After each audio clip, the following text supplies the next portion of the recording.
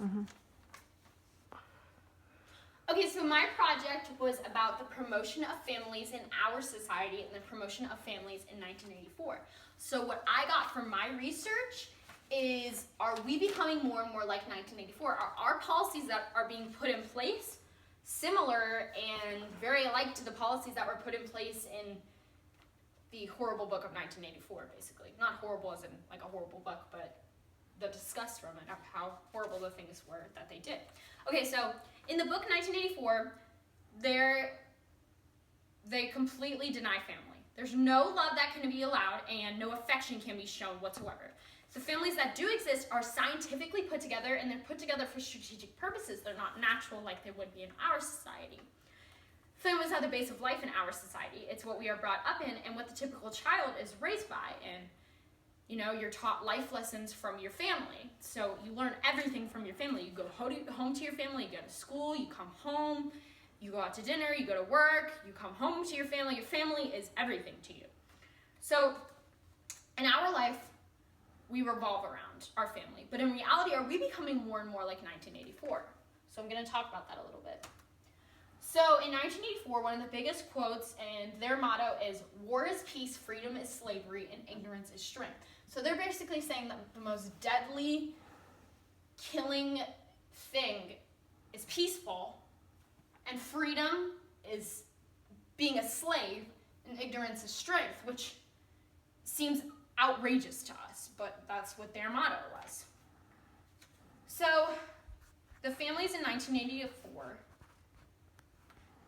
do not occur naturally at all. The family unit is planned and put together by government officials, so it's in reality, it's not even a true family in our terms. So there's two big ideas to remember. In 1984, there's no existence of love.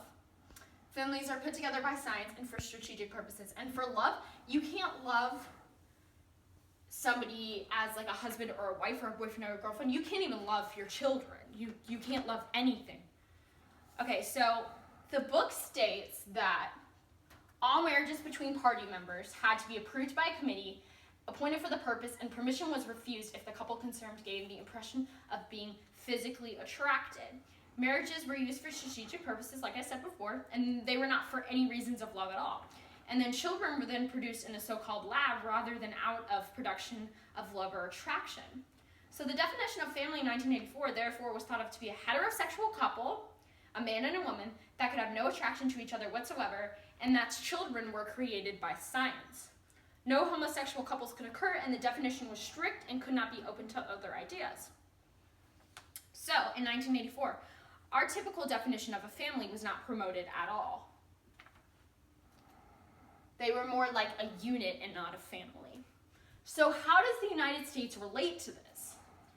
So what point am I trying to get across from all this? The point is that there's things that you will see on the next slide that are very similar to 1984 that have been developing more, and they're not as severe as 1984, but they're going in that direction. So there's two big ideas from the United States promotion of families. The first one is that homosexual love was not allowed up until recently, and it's still not allowed in some parts of the world, and having a family is barely affordable. So homosexual love was not allowed up until recently. In 1984, you had to be a man and a woman, and you couldn't even love each other. You couldn't have any attraction to each other. So if homosexuals were found, their consequences would be deadly. In our society, homosexual love is thought of to not be appropriate. People are very against it, and up until recently, the government was very against it, and the government is still kind of against it. They basically tell you can't be in love with somebody of the same sex just because that's what they want. So that's very similar to 1984 with their love of families. So the government overprices and overcharges healthcare, childcare. Even in schools, they take control of everything, and the PTA does some stuff, but if you really go into it, the government chooses everything. Your lunch, your food, your supplies, you can't choose anything. So they do that for their benefit. So in 1984, they brainwash people for their benefit. That's very similar to that. Okay, but why does this all matter to me? We've all read about the catastrophic effects of these family policies in this book. But do we really want those things to happen to us? Do we really want to not be allowed to love who we want to love when it's the base of life? Do we really want to not be able to have a family because of the government's overpricing of healthcare? So I think the message that I wanted to get from this is that, I want you to get from this is that, you know, we need to stick up to save our lives, our love, and our families. We don't want to become more and more like 1984, but with these facts and the reality of it, we are starting to become more and more like 1984. And that's it. Thank you.